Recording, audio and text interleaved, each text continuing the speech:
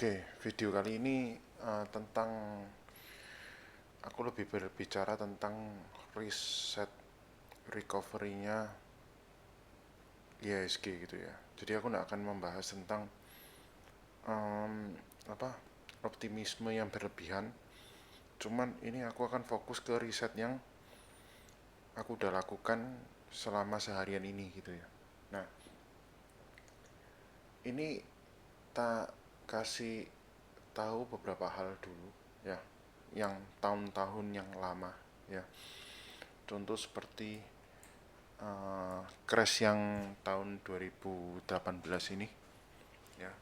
Ini disebabkan oleh trade war juga, tapi kalau nggak salah saya ingat trade war-nya itu disebabkan oleh maksudnya trade war-nya itu tujuannya hanya ke Cina. Jadi saya tulis trade war Trump jilid pertama,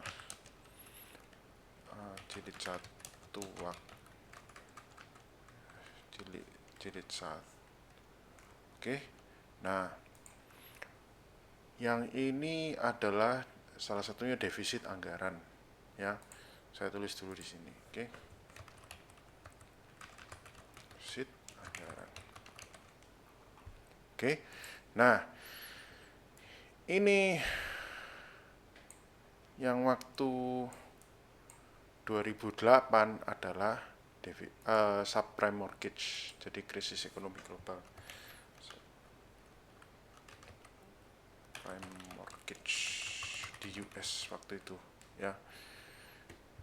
Oke. Nah, sekarang kita kembali ke tentang bagaimana dia jatuh dan recovery gitu ya. Kita pertama cek dulu dengan kondisi yang tahun 2018 trade war jilid pertama itu kejatuhannya dari peak ya. Oke, dari peak bentar, dari peak ini sekitar 16%. Oke. Ya, recovery-nya berapa lama? Recovery-nya sekitar 198 hari. Ya. Bars ini jadi candle-nya D ini D hari, 198 hari. Oke. Jadi dia recovery-nya butuh waktu sekitar 198 hari. Dan ranging-nya sangat lebar. Ya. Kira-kira 7 sampai 10 lihat 10%, nah, hampir 10%, 9% lebih tepatnya. Oke, ranging-nya lebar. Ya. Ini recovery-nya sideways gini terus, ya. Dan volatilitasnya dalam sehari kayak ini contoh, bisa minus 4%.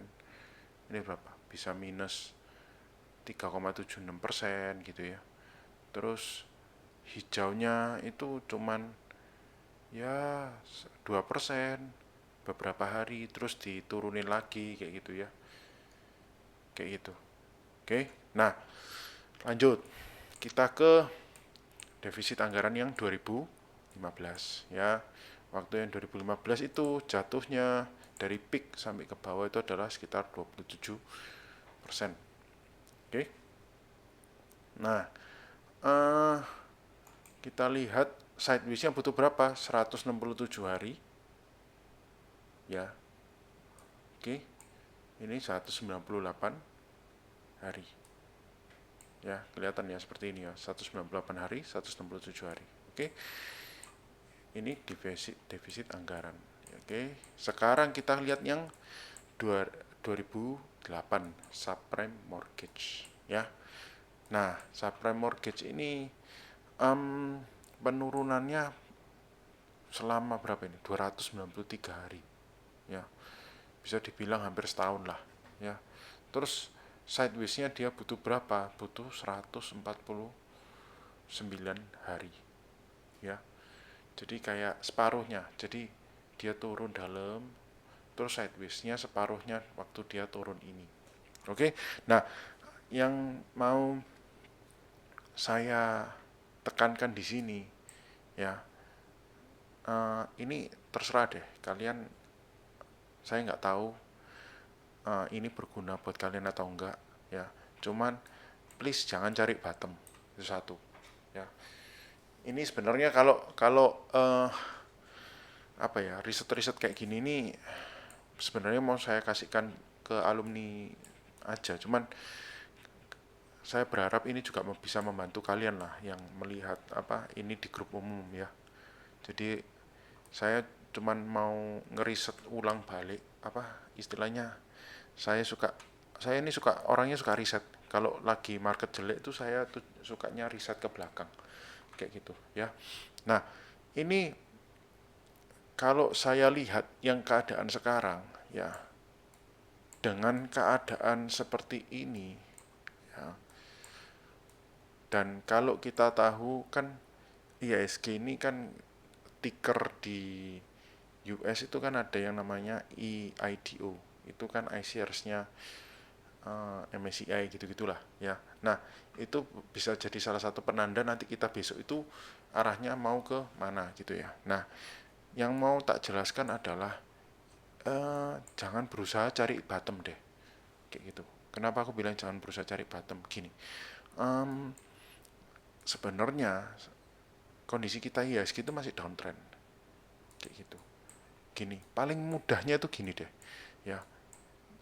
Cara menentukan kalau kita itu bisa memasuki masa sideways itu dikala, misalnya contoh aja ya, jangan dianggap ini kayak saya memprediksi bakal tembus atau enggak. Saya enggak pernah memprediksi, saya cuma lihat setiap harinya keadaan IHSG kita itu seperti apa kayak gitu ya. Dan ini keadaannya seperti ini. Kalau kita bisa menembus ini higher high ya. Jadi gini, ya. Ininya ditembus nih, tiba-tiba gini. Ya, tiba-tiba gini. Ya. Nah, itu baru baru deh. Ya, baru apa? Baru kita kemungkinan bisa masuk masa sideways. Jadi kayak gini, kayak gini, kayak gini, kayak gitu. Ya, ingat ya, ini cuman perumpamaan. Ya, jadi tahu nggak kita itu bakal masuk bearish atau enggak, atau masih bearish atau enggak, kita masuk masa sideways atau enggak. Pokoknya setiap swing high-nya seperti ini. Jadi kayak gini, ini tak tulisin deh. Mungkin banyak orang yang nggak terlalu ngerti. Jadi kayak ini tuh swing high, swing high. Oke, ini swing high, oke. Terus ntar copy, terus base, swing high, oke. Terus ini copy, pasta lagi, oke, swing high lagi. Nah, jadi ini ntar. Jadi kalau swing high-nya ini bisa ditembus, ya itu kita ada chance sudah nggak masuk masa bearish. Tapi kalau dilihat kayak gini, kita itu masuk masa bearish guys. Jadi jangan salah, kita ini masuk masa bearish dan masih, ya masih bearish sampai sekarang kayak gitu loh. Dan um, jangan prediksi bottom kayak gitu. Kenapa aku bilang jangan prediksi bottom? Kalau kita selalu memprediksikan bottom, tujuannya apa sih kayak gitu? Cuman memuaskan ego atau gimana? Itu coba deh tanya ke diri masing-masing ya. Kalau cuman memuaskan ego ya jangan di sini lah. Lama-lama duitnya habis nanti. Gitu, ya. Terus jadi kita itu tak kasih tahu juga, masa recovery yang sekarang itu eh, bukan apa ya, istilahnya tidak bisa sama dengan yang pada keadaan COVID. Seperti itu. Kenapa aku bilang tidak sama dengan keadaan COVID? Karena COVID itu beda, beda banget kayak gitu. Ya. Dan ingat loh ya, COVID itu waktu dia penurunannya segini dalam, ya. Ya, ingat. Ya, saya tak ingatkan lagi. Mereka ini sideways loh. Ini mereka ini ada sideways loh. Jangan salah, mereka ini sideways. Kayak gitu. Ya, tak kasih tahu dulu. Mereka ini sideways. Dan sidewaysnya waktu itu cuman sekitar 50 hari. Ya karena kondisi COVID itu waktu itu sebenarnya ekonominya kan secara global nggak apa-apa. Itu kan cuman kena penyakit aja. Kayak gitu, ya. Ingat loh ya, ya, sideways. Mereka masih ada sideways-nya loh, ya. Jadi jangan berusaha kayak oh setiap ada hammer bar sikat ke atas. Ini aja hammer bar ada mana kesikat ke bawah habis kayak gitu, ya. Agak hati-hati yang dalam artian kita menentukan eh, kondisi yang kali ini selalu mikir kayak sama bakal sama kayak covid, enggak, ya. Dan tak kasih tahu juga ya, ini kondisinya, ini aku hapus nanti kalian halunya ke atas lagi, masih apa ya, masih jauh lah, masih belum bisa dianggap eh, kita ini masuk ke masa bakal ketemu bottom, enggak, belum, tak ulangi lagi, belum, ya. Nah, ini catatan buat kalian ya, ini tak kasih tahu penurunan kali ini adalah defisit anggaran, ya, dan trade war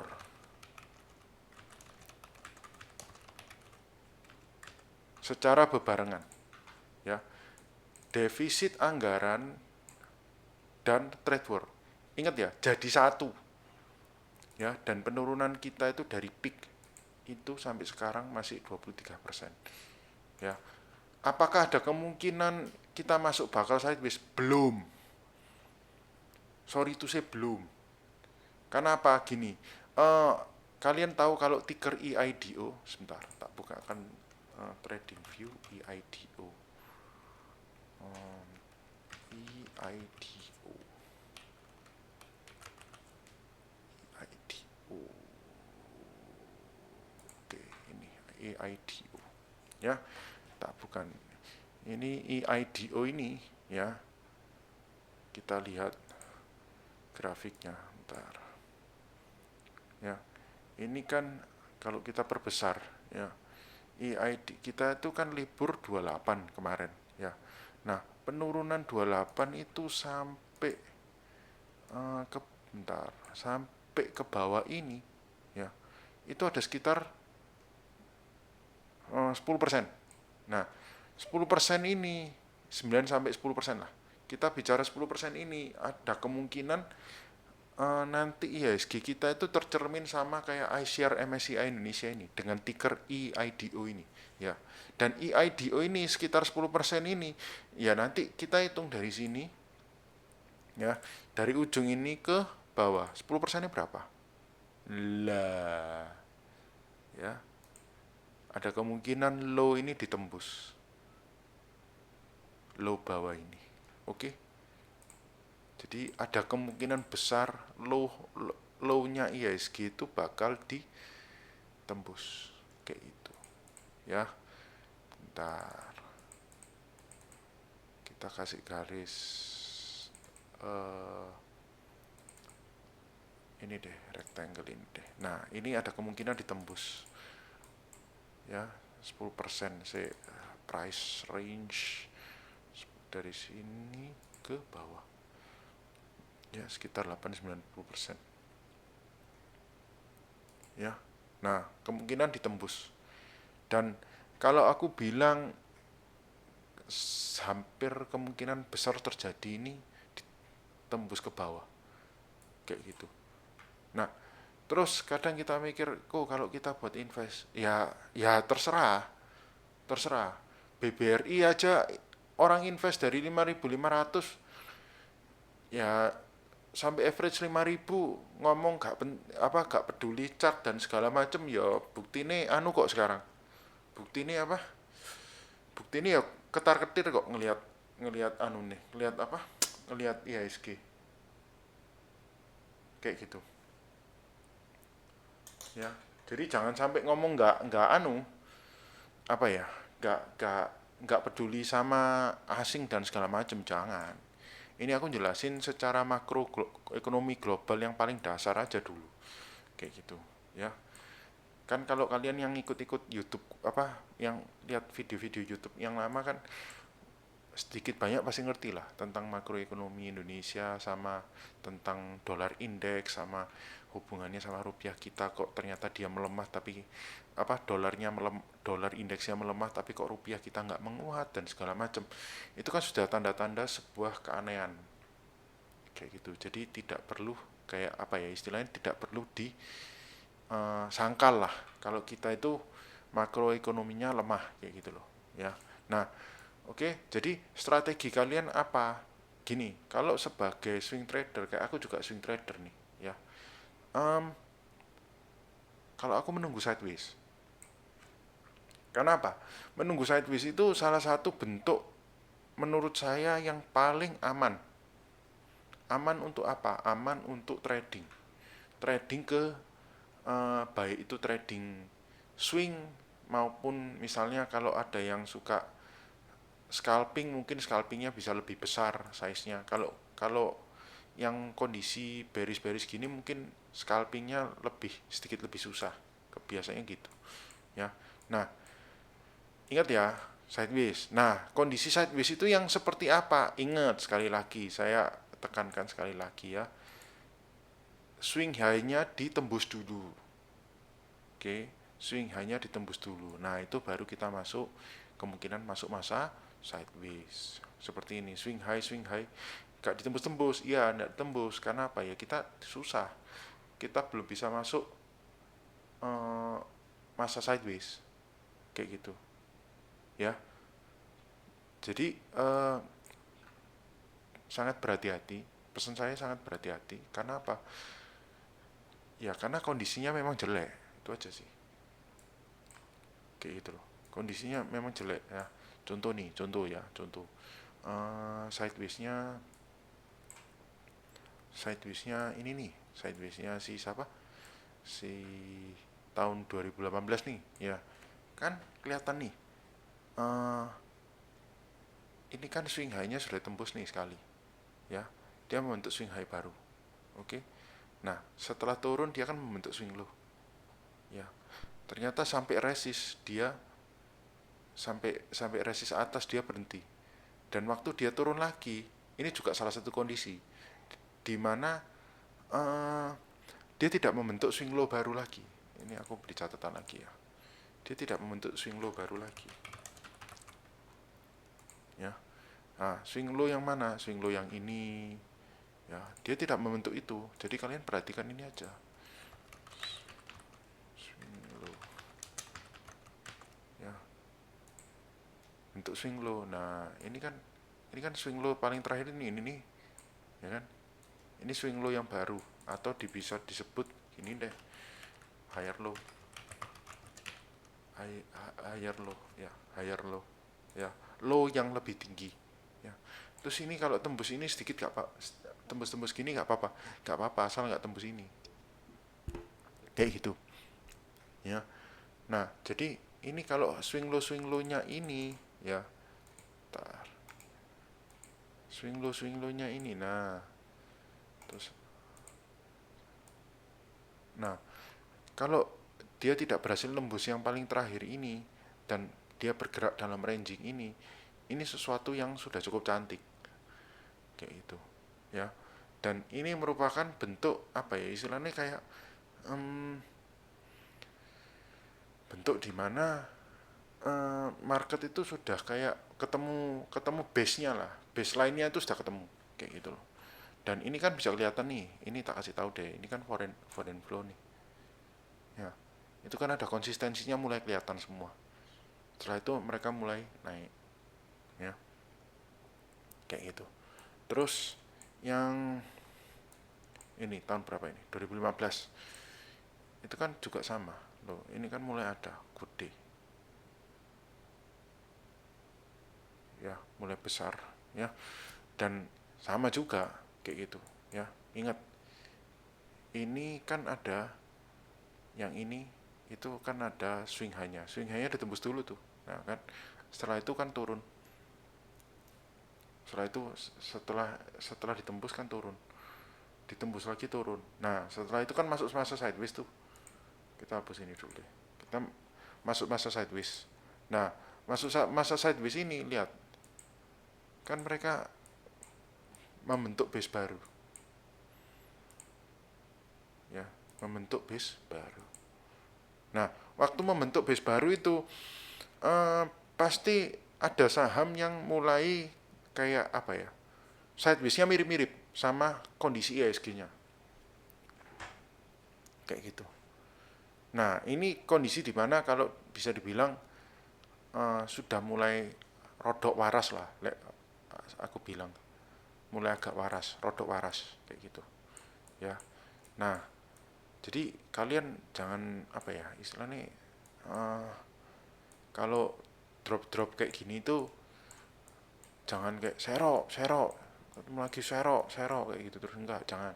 Ini juga kan sama ya, ini aku pinggirin dulu ya. Ini kan swing high-nya di sini, akhirnya dia kan membentuk swing high baru. Setelah membentuk swing high baru, nah dia kan baru turun pelan-pelan, dia membentuk suatu fase fase masa sideways ya. Jadi um, kondisi kayak gini ini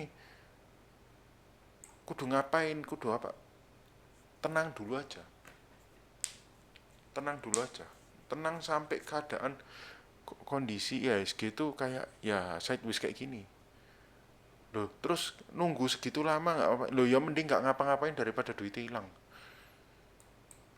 Itu aja sih pesanku, mending nggak ngapa-ngapain daripada duitnya hilang kayak gitu.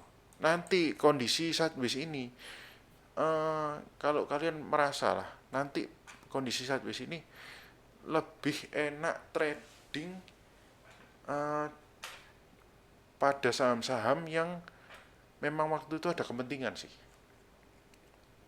kayak gitu. Nanti kalian bisa ketemu-temu sendiri lah kayak gitu. Soalnya selama misalnya kayak saya nih, selama IHSG yang kondisi sekarang nih ya, IHSG yang kondisi paling terakhir nih ya, yang penurunan ini nih, aku masih bisa ketemu saham-saham kayak misalnya second liner kayak kemarin tuh sempat MTech, Buka, SCMA itu sempat kayak gitu. Tapi begitu BCA mulai ambrol, nah itu udah deh, itu mulai nggak bener semua. Itu IHSG udah mulai jelek, udah ngikut semua. Yang saham-saham second liner, third liner itu hampir hampir ngikut semua kayak gitu. Kalau saya sendiri, saya akan nunggu fase sideways lagi kayak gitu. Dan kalau ini sampai dijebol lagi ya, nunggu masuk fase sideways lagi itu lebih lama lagi. Ini aku aja jujur aja berharap ini kepingin sideways, tapi ternyata ternyata kenyataannya ya nggak bisa sideways, nggak bakal bisa sideways kalau lihat keadaan ekonomi global ya, secara keseluruhan ya, bakal bakal nggak bisa sideways, bakal bearishnya lebih dalam lagi.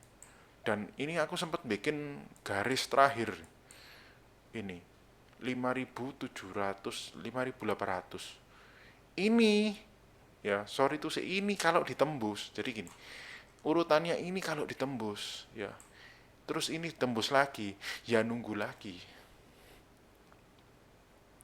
kayak gitu, nunggu lagi, nunggu apa, nunggu sampai ketemu sideways lagi kayak gitu ya. Jadi semoga video ini dipahami bener-bener ya. Kan kenapa saya bilang jangan, kalau nggak bisa trading di keadaan yang market super bearish kayak gini, wis mending nggak usah trading ya, diem aja. Soalnya waktu jujur ya saya terlahir di market sideways. Jadi waktu itu saya di market sideways ini loh, saya itu terlahir di market sini kayak gitu. eh buk, bukan bukan sini, sorry, kalau nggak salah di atas ini loh, sekitar di, saya lupa tepatnya, pokoknya 2021 akhir kalau nggak salah. Saya terakhir di market sideways. Di market sideways itu kemungkinan cari uangnya di luar saham-saham blue chip masih ada. Tapi kalau di market bearish itu milihnya itu kayak misalnya dari 800 saham tuh, terus ngefilter lagi. Ngefilternya itu udah difilter itu cuman ketemunya sedikit banget, saking sedikitnya tuh sampai bingung. Ini tanda-tanda apa market ini bakal jebol lebih dalam. Waktu itu ya ternyata ya memang akhirnya jebol lebih dalam kayak gitu ya. Jadi ya bisa dilihat lah keadaannya kayak gini-gini, ini bisa dilihat. Jadi kalau market sideways itu masih enak lah, cari uang di market-market kayak gini ini masih enak. Tapi kalau marketnya udah sangat-sangat amat bearish, ini bearish banget loh ini. Jadi jangan kayak yang apa ya istilahnya orang itu, aku harus cari bottom gak gunai lah. Cari bottom itu buat apa? Cari bottom cuman masuk duit 1-2 juta ya buat apa kayak itu ya.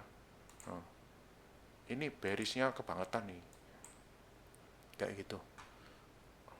Oke, semoga video ini apa ya, pikirannya kalian bisa lebih clear lah ya ke depannya.